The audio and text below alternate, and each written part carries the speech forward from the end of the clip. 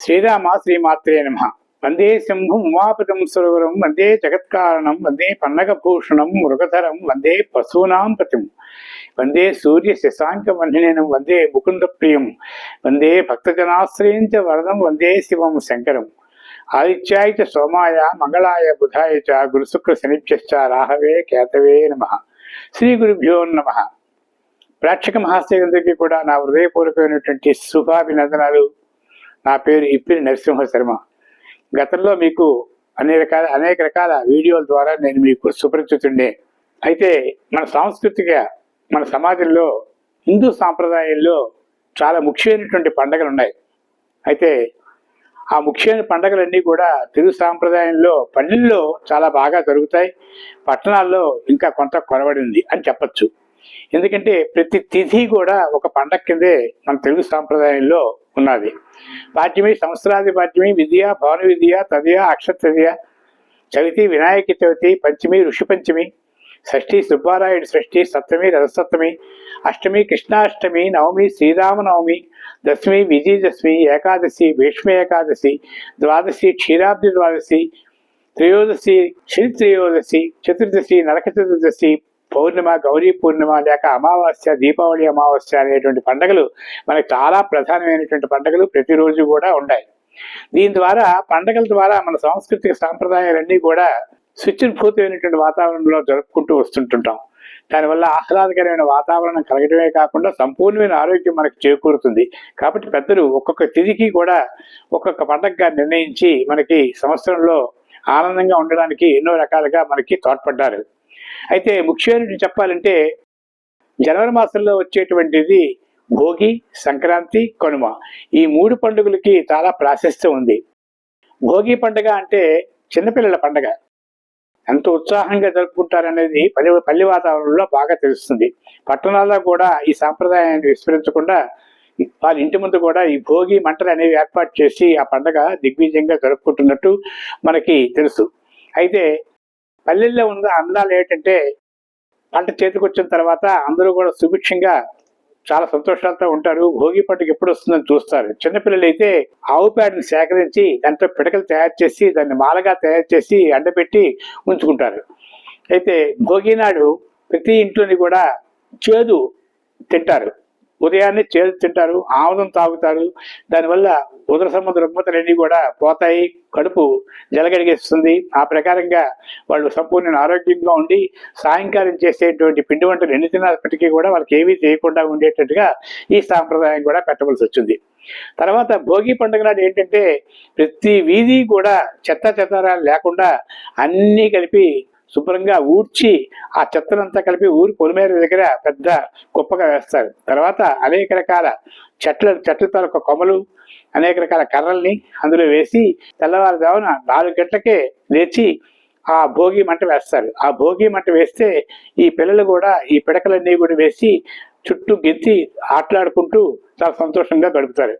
దీనివల్ల మనకి ఆనందమే కాదు, ఆయుర్వేదిక్ చిట్కా కూడా ఉంది. ఎందుకంటే అక్కడ ఉండేటువంటి చుట్టుపక్కల ఉండేటువంటి మలినాలన్నీ కూడాను ఈ మంటకి, ఈ గోమయం తాలూకా ప్రభావానికి, కాల్తుల ప్రభావానికి, ఈ పిడకల ప్రభావానికి మొత్తం వాతావరణం అంతా కూడా శుద్ధిపడుతుందని చెప్పేసి శాస్త్రం.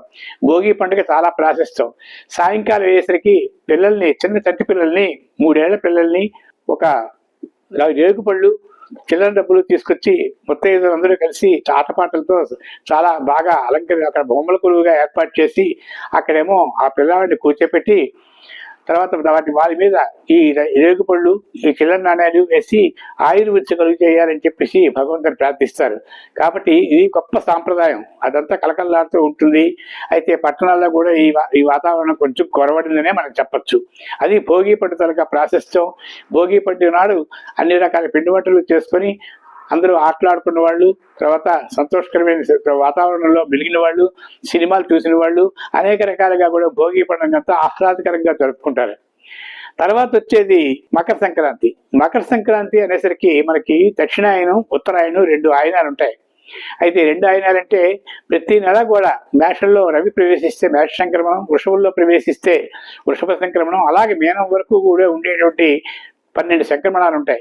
12 సంక్రమణాలు చాలా ఉత్కృష్టమైనటువంటివి.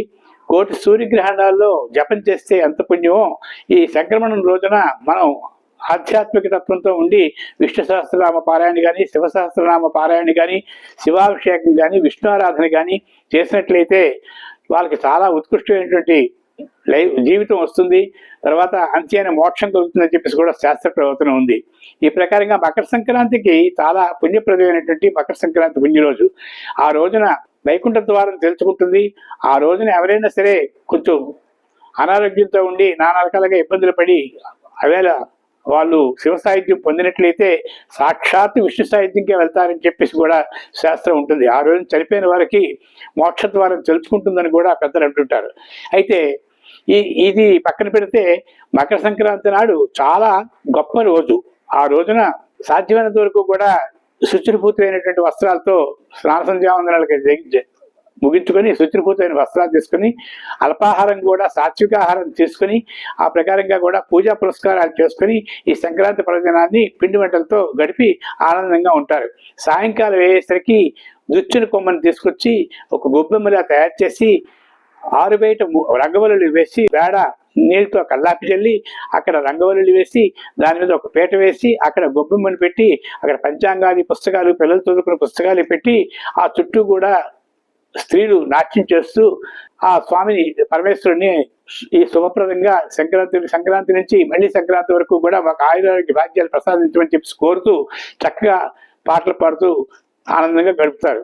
సంక్రాంతి దినాన్న ఉన్న విశేషం ఏంటంటే మన పూర్వీకులు చాలా మంది కూడా మోక్షాన్ని పొందకుండా అట్లా కొంతమంది అనేక రకాలుగా చనిపోయిన వాళ్ళు ఉంటారు. వాళ్ళు ఆత్మలు అన్నీ కూడా స్వర్గానికి చేరతాయని నమ్మకాలు లేవు. ఎందుకంటే మధ్యలో ఆత్మహత్యలు చేసుకునేవారు, అనేక రకాల వ్యాధులతో చచ్చిపోయిన వాళ్ళు, పూర్వకాలం ఫలితంగా మరో రకాల క్రిమికీటకాదిగాలు పట్టకుండా మళ్ళీ నరజన్మంటూ పుట్టాలని చెప్పేసి వాళ్ళు స్వర్గలోకంలోనే విహరించాలి, లేక మళ్ళీ నరజన్మగానైనా పుట్టాలి, వారి ప్రాయశ్చిత్తం కోసం అని చెప్పేసి దేవుడు ప్రార్థిస్తారు.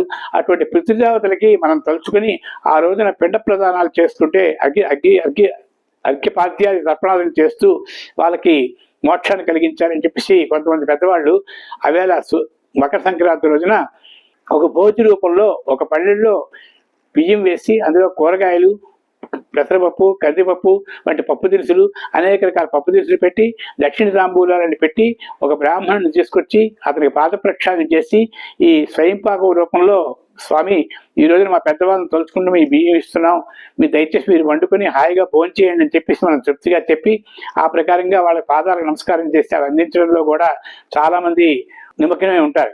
ఈ ప్రకారంగా దైవారాధన, పితృఆరాధన, మాతృదేవో భవ, పితృదేవో భవ, ఆచార్య దేవో భవ, అతిథి దేవో భవ అనేటువంటి 4 సూత్రాలకి ఈ మకర సంక్రాంతి చాలా ఉత్కృష్టమైనటువంటి దినంగా భావించి ఆ రోజున ఒక పుణ్య కార్యక్రమం చేస్తున్నట్టుగా వాళ్ళకి ఎంతో అనుభూతి కలుగుతుంది. ఇది మకర సంక్రాంతి జరిగేటువంటి పండగ. ఇకపోతే కనుమ పండగ, 3వ రోజున కనుమ పండగ. ఈ కనుమ పండుగ నాడు మనకి గోవులో సకల దేవతలు ఉంటారని మన శాస్త్రం చెప్తుంది. కాకపోతే ఆవు తొలక కాలి డిక్కల దగ్గర నుంచి మళ్ళీ శిరోభాగం వరకు కూడా సమస్తం కూడా భగవంతుని తొలక రూపాలని చెప్పేసి గోవులో అందులో గోవు అనేసరికి సమస్త దేవతామయం అని చెప్పేసి మన సంస్కృతి చెప్తుంది. అటువంటి గోవుకి పాదాలు కడిగి పసుపులు రాసి, కంఠం దగ్గర పసుపు రాసి, నుదుటిని గుట్టు పెట్టి గోపూజ చేస్తారు. గోపూజ చేసి దానికి కావలసినటువంటి మంచి ఆహారాన్ని అందించి ఆ గోవు చుట్టూ ప్రదర్శన చేసి నమస్కారం చేస్తారు.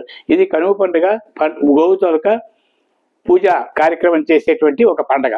ఇలాగా మనకు 3 రోజులు కూడా ఈ సంవత్సరం జనవరి 13, 14, 15 తేదీల్లో వస్తున్నది. ఈ జనవరి 13, 15, 14, 15 తేదీల్లో భోగి, సంక్రాంతి, కనుమ పండుగలని మనము కూడా యథోచితంగా చేసుకుని ఆ తరక దైవానుగ్రహాన్ని పొందుదాం, పర్యావరణాన్ని కాపాడదాం, తర్వాత మానసిక ప్రశాంతతతో ఉందాం. అరిసెట్టి వర్గాల కామక్రోధ లోపం, మోహం, ఆశ్చర్యాలు అనేవి మన శత్రువులు ఉంటారు. కోపం తగ్గించుకుందాం, శాంతంగా ప్రవర్తిద్దాం, అన్ని రకాల సంస్కారాలు నేర్చుకుందాం.